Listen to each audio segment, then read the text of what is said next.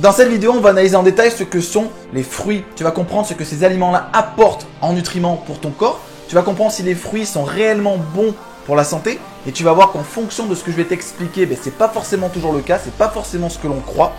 Donc reste bien jusqu'à la fin de la vidéo, il y a beaucoup de choses à dire sur les fruits. On va parler de l'intérêt du bio, on va parler des pesticides, on va parler de tout ça. Et c'est très important que tu comprennes ça aujourd'hui puisqu'il y a tellement d'informations sur internet.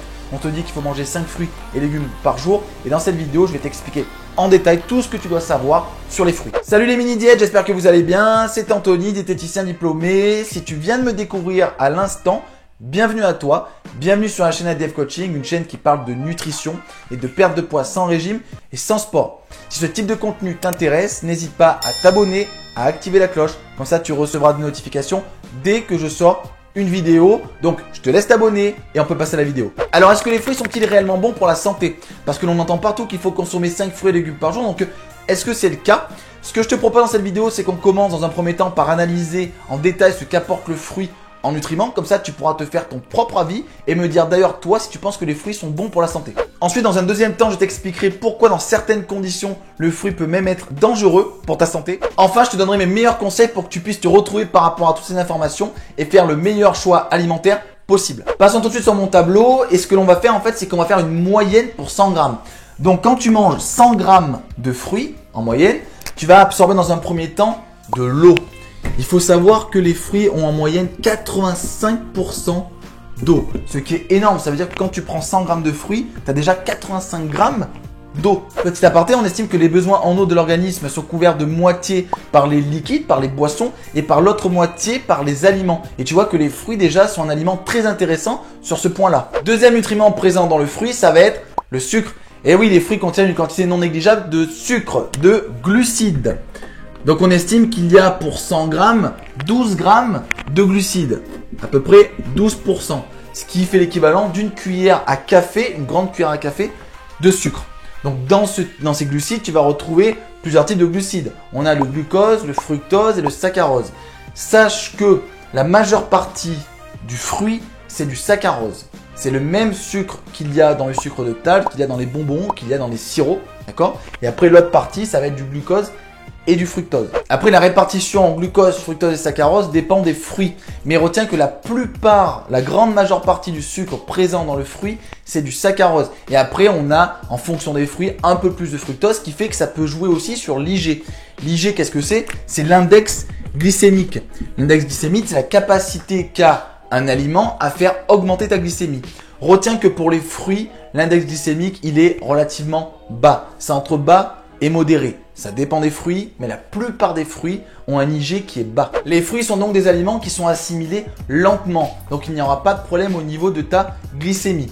Je me permets de te couper 10 petites secondes. Si tu souhaites perdre du poids et que tu ne sais pas par où commencer, sache que j'ai fait une formation gratuite de 5 vidéos qui va t'expliquer comment perdre du poids sans faire de sport, sans faire de régime et sans te frustrer. Donc pour y accéder, c'est très simple. Tu cliques sur le lien dans la description de la vidéo, tu mets ton email et ton prénom et ensuite tu pourras bénéficier de cette formation gratuite. Ensuite, les fruits sont une source de calories parce que comme il y a du sucre, il y a forcément des calories. Donc en moyenne, on est autour de 50 calories pour 100 grammes, ce qui est très très peu. On a aussi dans les fruits des fibres. Les fibres, on est à 2% en moyenne. Ça veut dire que quand tu manges 100 grammes de fibres, tu as 2 grammes de fibres à l'intérieur.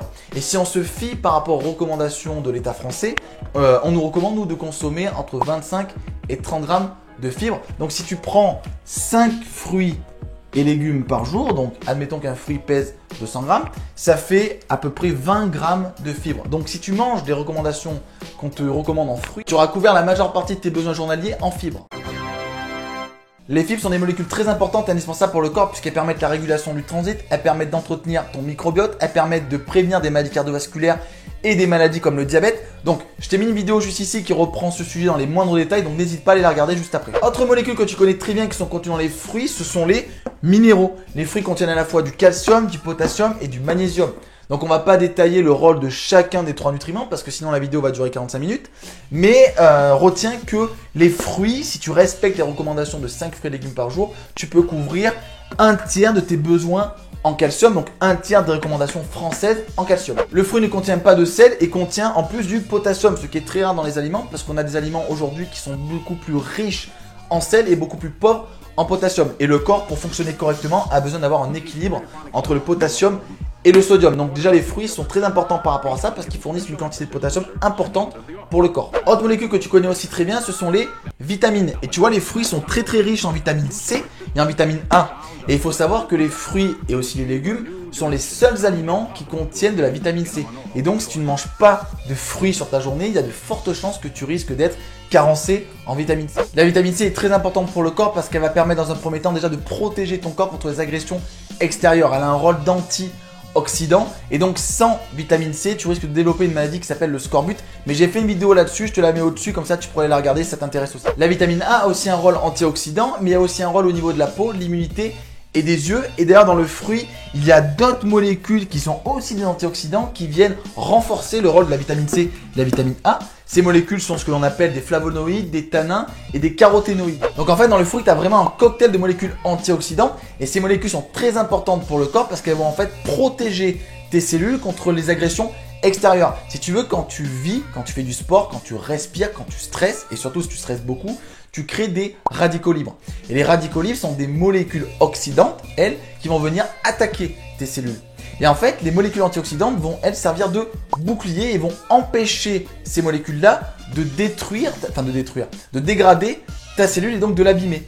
Et donc, si ta cellule n'est pas abîmée, elle peut fonctionner correctement. Et donc, une cellule qui fonctionne correctement, c'est un organe qui fonctionne correctement. C'est ton corps tout entier qui fonctionne correctement. Logique. Grâce à ces molécules, donc, tu auras beaucoup plus d'énergie, tu te sentiras beaucoup moins fatigué et tu peux même prévenir de la vieillesse. Dernière molécule présente dans les fruits, ce sont les acides organiques. Parmi ces acides, il y en a un que tu connais certainement, c'est l'acide citrique. Et en fait, si tu veux, ces molécules-là vont venir basifier ton corps et rendre le pH de ton sang beaucoup plus basique. Ce qui fait que les fruits ont des propriétés alcalines, ont des propriétés basifiantes. Et ça, en fait, c'est dû à ces molécules-là, justement. Donc, si on résume ce que l'on a écrit sur ce tableau, les fruits contiennent très peu de calories, préviennent des maladies cardiovasculaires, contiennent tout un tas de vitamines, de minéraux et d'antioxydants nécessaires au corps. Donc, si on se base par rapport à ça, les fruits sont donc bons pour la santé. Bien évidemment! La réponse est oui, si tu consommais ces aliments il y a 1000 ans. Ah!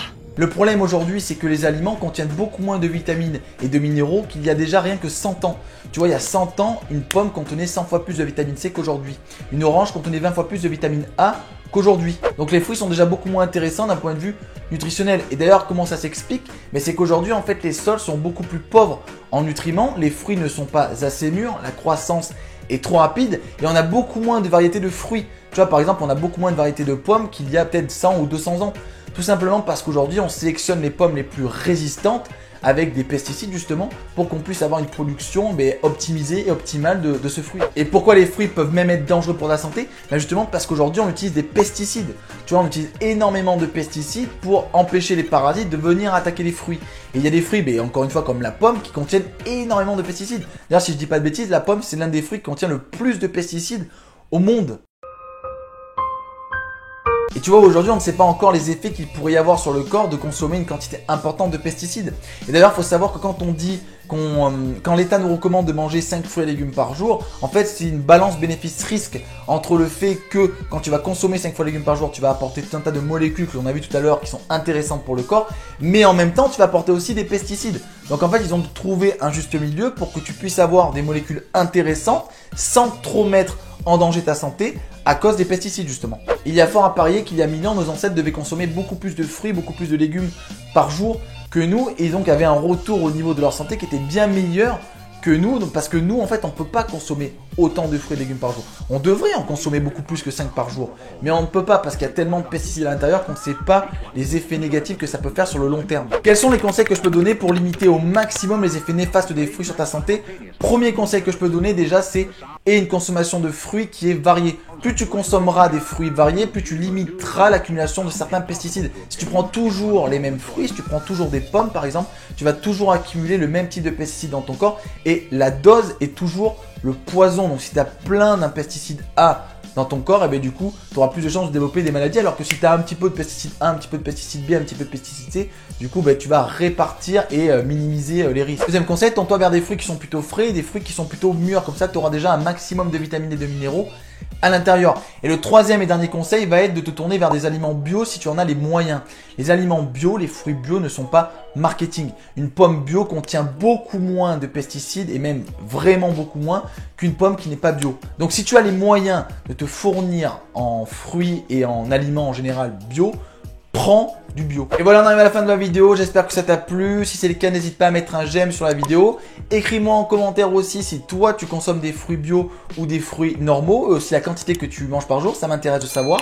Et d'ici là, écoute, je te souhaite de passer une excellente journée. Je te mets 2 vidéos qui peuvent peut-être t'intéresser et je te dis à plus tard.